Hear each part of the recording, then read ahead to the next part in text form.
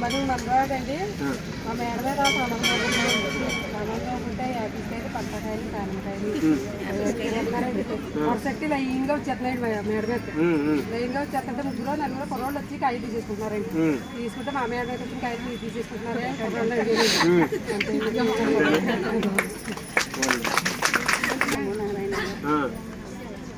పండుగ అనుభూతులు చేతులెత్తండమ్మా మీరు అందరూ కలిస్తేనమ్మా స్వామి అంతే కదా అందరూ చేసుకోవాలి ప్రతి సంవత్సరం చాలా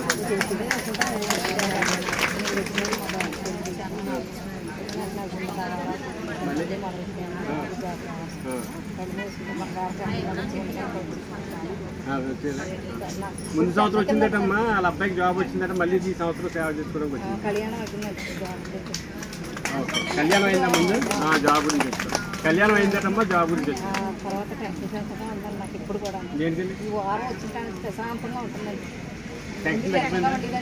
మీరందరూ కూడా ఏం చేయాలంటే ఇంటి దగ్గర కూర్చొని పక్కింటి వాళ్ళతో మాట్లాడుకోండి ఇదే పని చేయండి అర్థమైందంటే ఏ గొడవలు ఉండవు మనకు ధ్యానం చేసుకోవడం వంట వండుకోవడం ఆ వ్రతం మేము చెప్పాం కదా ఆ వ్రతం చేసుకోవడం ప్రశాంతంగా ఉంటుంది జీవితం మన ప్రశాంతంగా ఉన్నాం కాబట్టి ఎవరు గొడవ వద్దు మనకి మన ఇప్పుడు మంత్రం ధ్యానం అంతే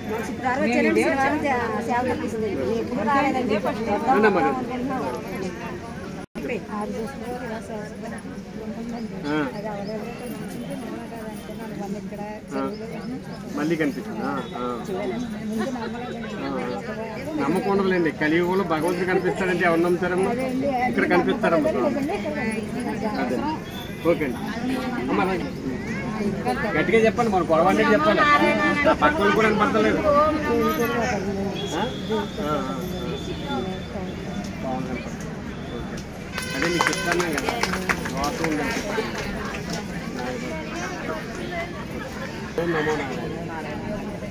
చెప్పండి ఎప్పుడు కనపడతానా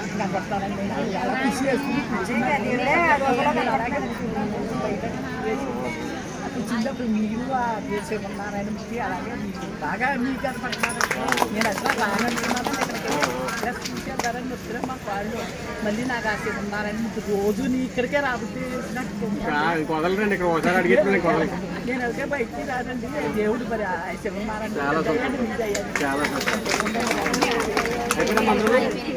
అయిపోయినా